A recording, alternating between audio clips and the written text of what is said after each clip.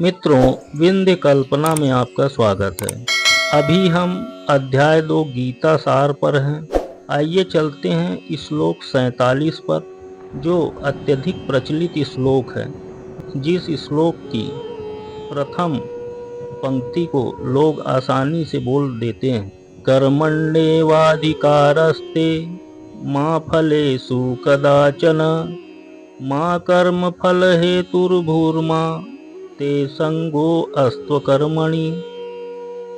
कुछ संस्कृत शब्दों के अर्थ: कर्मणि यानी कर्म करने में, एव यानी निश्चय ही, अधिकार यानी अधिकार, ते यानी तुम्हारा, मा यानी कभी नहीं, फलेषु यानी कर्म फलों में, कदाचन यानी कदापि, कर्म फल कर्म का फल, हेतु यानी कारण, भू यानी ओ, संग यानी आसक्ति, अस्तु यानी हो, अकर्मणि यानी कर्म न करने में।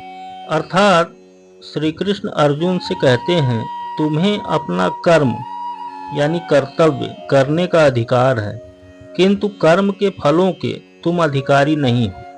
तुम ना तो कभी अपने आप को अपने कर्मों के फलों का कारण मानो, ना ही कर्म न करने में कभी आसक्त हो। इस श्लोक का यही अर्थ है। आइए थोड़ा और विस्तार से समझते हैं। यहाँ पर 3 विचारणीय बातें हैं। कर्म यानी स्वधर्म, विकर्म यानी अकर्म। कर्म यानी स्वधर्म वे कार्य हैं जिनका आदेश प्रकृति के गुणों के रूप में प्राप्त किया जाता है। अधिकारी की सम्मति के बिना किए गए कर्म विकर्म कहलाते हैं, और अकर्म का अर्थ है अपने कर्मों को ना करना। भगवान ने अर्जुन को उपदेश किया कि वे निष्क्रिय न हो, अपितु फल के प्रति आसक्त हुए बिना अपना कर्म करे। कर्म फल के प्रति आसक्त रहने वाला भी कर्म का कारण है। इस तरह वह ऐसे कर्म फलों का भोक्ता होता है जहाँ तक निर्धारित कर्मों का संबंध है। वे 3 उप श्रेणियों के हो सकते हैं: यथा नित्य कर्म, आपातकालीन कर्म तथा इच्छित कर्म। नित्य कर्म फल की इच्छा बिना शास्त्रों के निर्देशानुसार सतोगुण में रहकर किए जाते हैं। फल युक्त कर्म बंधन के कारण बनते हैं, अतः ऐसे कर्म अशुभ हैं। हर व्यक्ति को अपने कर्म पर अधिकार है, किंतु उसे फल से अनासक्त होकर कर्म करना चाहिए।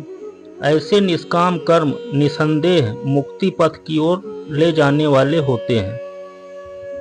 अतएव भगवान ने अर्जुन को फलासक्ति रहित होकर कर्म के रूप में युद्ध करने की आज्ञा दी। उसका युद्ध विमुख होना आसक्ति का दूसरा पहलू है। ऐसी आसक्ति से कभी मुक्ति पथ की प्राप्ति नहीं हो पाती।